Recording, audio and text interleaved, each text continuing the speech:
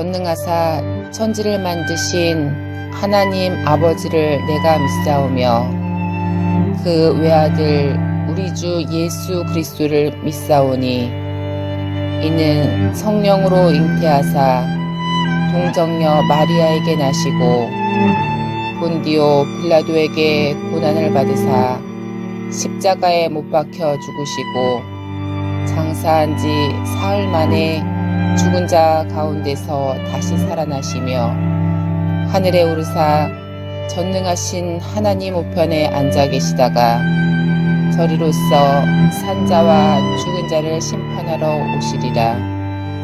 성령을 믿사오며 거룩한 공회와 성도가 서로 교통하는 것과 죄를 사하여 주시는 것과 몸이 다시 사는 것과 영원히 사는 것을 믿사옵나이다. 아멘.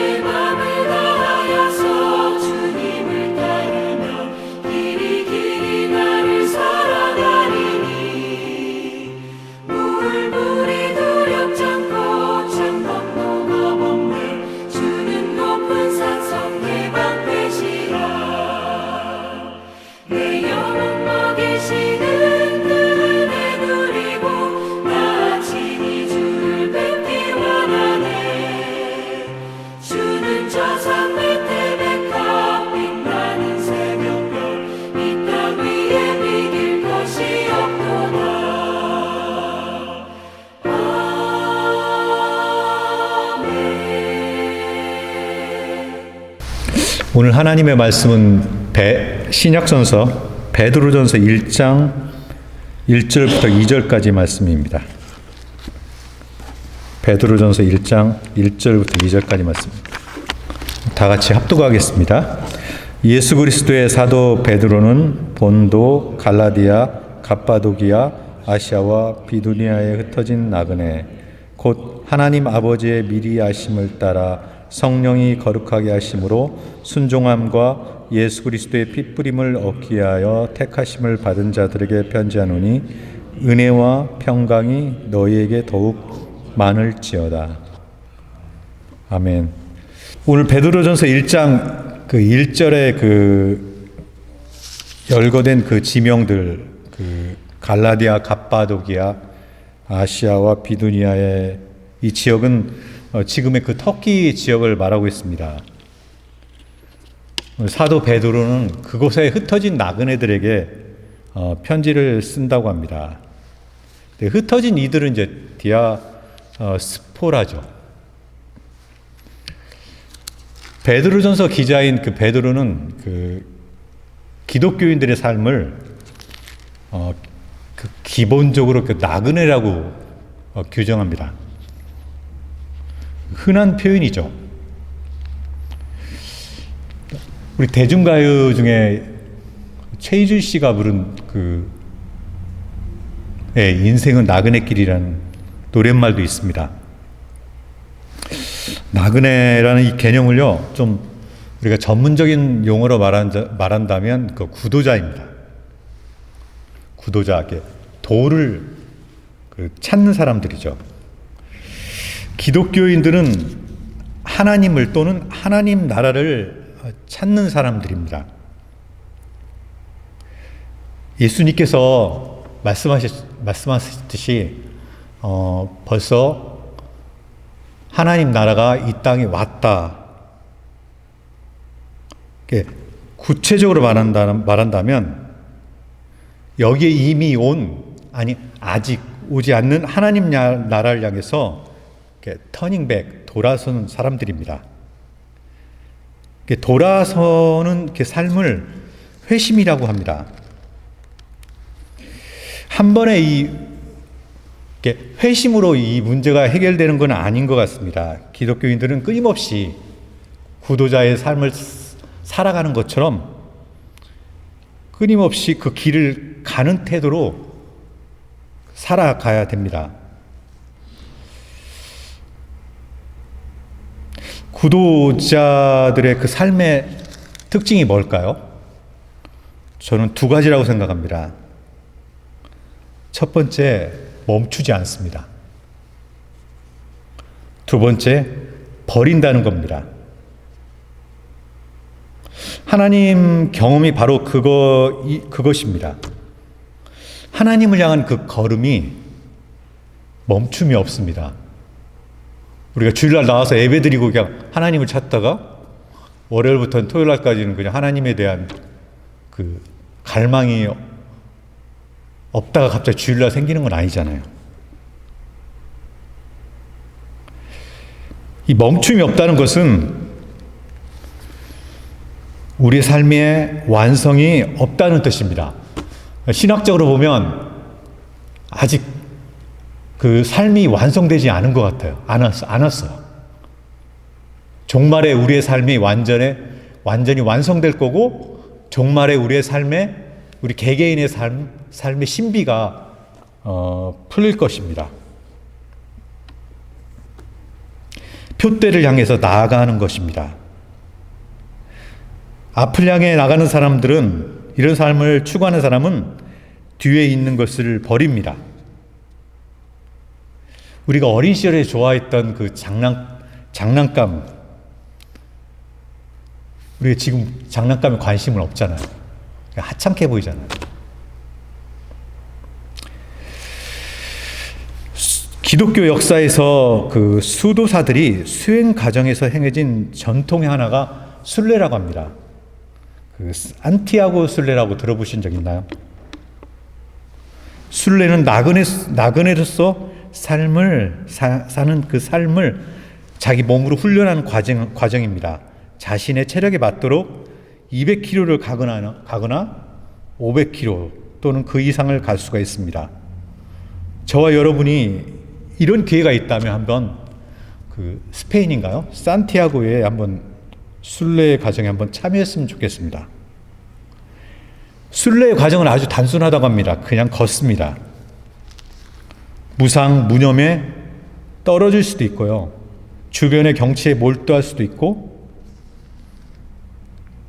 있습니다. 극단적인 고통을 수반하는 순례 행위도 있습니다. 티베트 불교를 보십시오. 삼보일배나 오체투지가 그것입니다. 중요한 건 뭐냐면 순례 중에서 우리의 일상의 모든 것을 잊는다는 겁니다. 순례하는 사람은 오직 자신이 가야 할 방향을 향해서 걸음을 내디딜 뿐입니다. 순례하면서 숨을 쉬고 최소한의 일용할 양식으로 배를 채우고 또 배설하고 여건에 따라서 잡니다. 인간의 생명 유지될 수 있는 최소한의 활동만 합니다. 자식 걱정, 사업 걱정 이런 거 하지 않습니다. 기독교인의 삶이 오늘 사도 베드로의 말처럼 산티아고의 순례와 같은 나그네라는 사실이 분명하다면 저와 여러분은 지난 일에 대한 미련을 버리고 오직 앞을 향해서 나가야 합니다. 근데 이게 말처럼 쉽지는 않습니다. 솔직히요. 왜냐하면 우리는 끊임없이 세상 사람들 속에서 세상 사람들과 마찬가지로 현실에서 벌어지는 일들과 때로는 투쟁을 해야 돼요.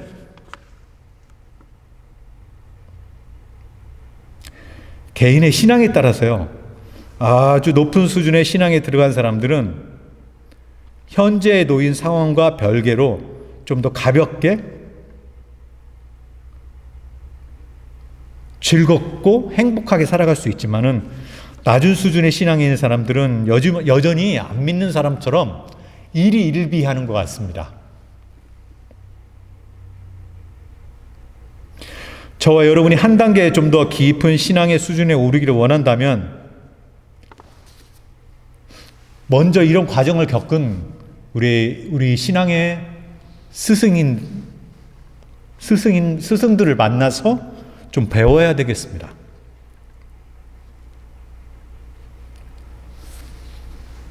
여러 가지 방법이 있겠죠. 성경을 공부하거나 좋은 설교를 듣는 방법들이 있죠. 성경 기자들이 우리에게 스승입니다. 요즘 말로 바꾸면요, 그들은 우리에게 거룩한 멘토입니다. 베드로전서를 통해서 우리의 신앙이 업그레이드 될 수가 있습니다. 본문은 나그네인 기독교인들의 정체성을 2절에서 정확하게 묘사하고 있습니다. 기독교인들은 하나님 아버지에게서 선택받은 사람들이라고 합니다. 선택받은 사람들이다. 흔히 들은 이야기입니다. 예수를 믿지 않는 사람은 선택받지 못한 사람이라는 말입니다. 믿는 사람이 될지 아닐지가 이미 하나님에 의해서 결정되었다면 개인의 책임은 완전히 면제됩니다. 여기서 말한 하나님의 선택이라는 표현을 좀 기계적이거나 결정론적인 애정론을 가리키는 거 아닙니다. 왜냐하면 기계적인 애정론은요, 우리 개개인의 인간의 자유와 책임이 실종됩니다. 여기서 말한 하나님의 선택이라는 것은 우리가 믿는 신앙의 신비를 가리키는 겁니다. 저와 여러분이 하나님을 믿는 그 과정을 보면 신비입니다. 예수님을 믿기 이전에 우리가 예수님을 믿는다는 것은 상상할 수 없었던 일이었습니다.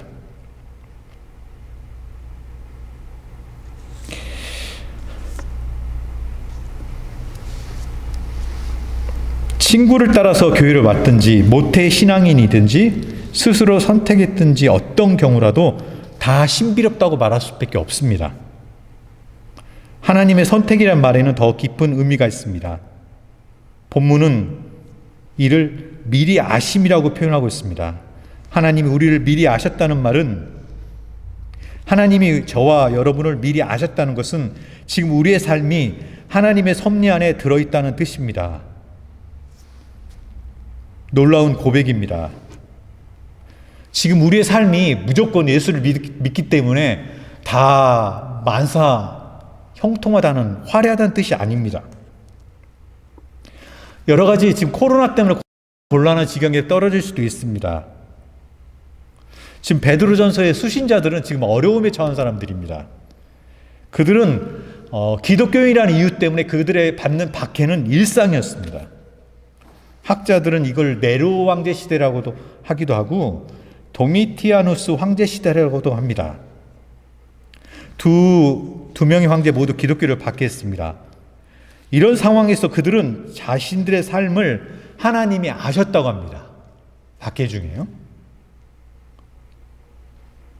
하나님이 아셨다는 말은 자신들의 삶이 내면적으로 볼 때요, 영적으로 볼 때 최고로 아름답다는 뜻입니다.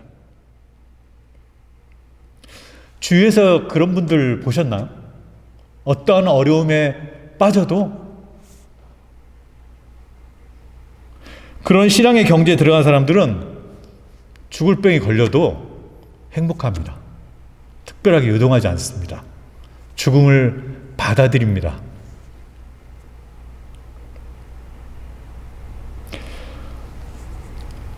저와 여러분이 그런 상황에서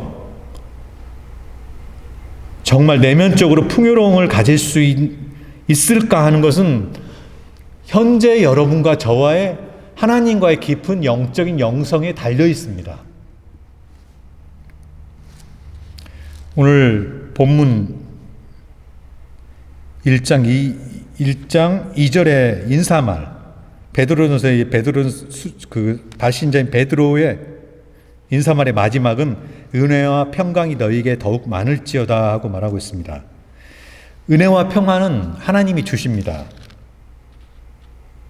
세상은 하나님이 아닌 사람이 만든 것에서 은혜와 평강을 찾습니다. 가장 세속적인 방법이 돈입니다. 사람이 하나님과 재물을 겸해서 섬기지 못한다는 주님의 말씀을 우리는 자주 듣지만은요, 대다수 사람들은 돈과 하나님 어중간에 걸쳐서 살아갑니다. 한편으로는 어쩔 수 없는 상황인 것 같습니다. 왜냐하면요, 현대의 삶이 돈이 우리를 완전히 장악했기 때문에 그렇습니다.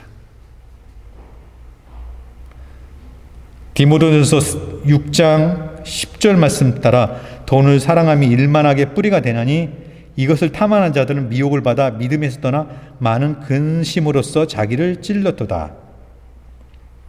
2000년 전이나 지금이나 비슷합니다. 자본주의 이데올로기가 공고히 지배하는 21세기의 기독교인들은요, 이런 점에서 옛날 기독교인들보다 좀 더 훨씬 투쟁적으로 살아가야 됩니다. 다른 길은 없습니다. 저와 여러분에게는 분명한 것은 2000년 전에 베드로가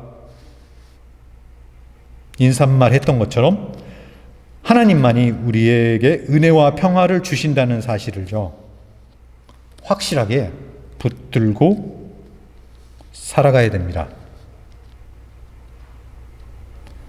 그걸 붙든 사람들은 이 고단한 세상살이에서도 기독교인의 정체성을 가지고 살아갈 수가 있습니다. 베드로전서 기자는 인사말을 끝내고 5장에 걸쳐서 기독교인들의 삶의 내용을 구체적으로 진술합니다. 기도하겠습니다. 하나님 아버지, 오늘 사도 베드로의 그 인사말처럼 저희들 구도자의 삶을 살아갈 수 있도록 도와주시옵소서. 돈이 지배하는 이 세상에서 하나님만을 붙들고 뒤의 것은 잊어버리고 하나님만을 바라보면서 전진할 수 있는 저희들 될 수 있도록 붙들어 주시옵소서. 이 모든 말씀을 예수님의 이름으로 기도합니다. 아멘. 하늘에 계신 우리 아버지여, 이름이 거룩히 여김을 받으시오며 나라가 임하시오며 뜻이 하늘에서 이루어진 것 같이 땅에서도 이루어지이다. 오늘 우리에게 일용할 양식을 주시옵고 우리가 우리에게 죄 지은 자를 사하여 준 것 같이 우리 죄를 사하여 주시옵고 우리를 시험에 들게 하지 마시옵고 다만 악에서 구하시옵소서. 나라와 권세와 영광이 아버지께 영원히 있사옵나이다. 아멘.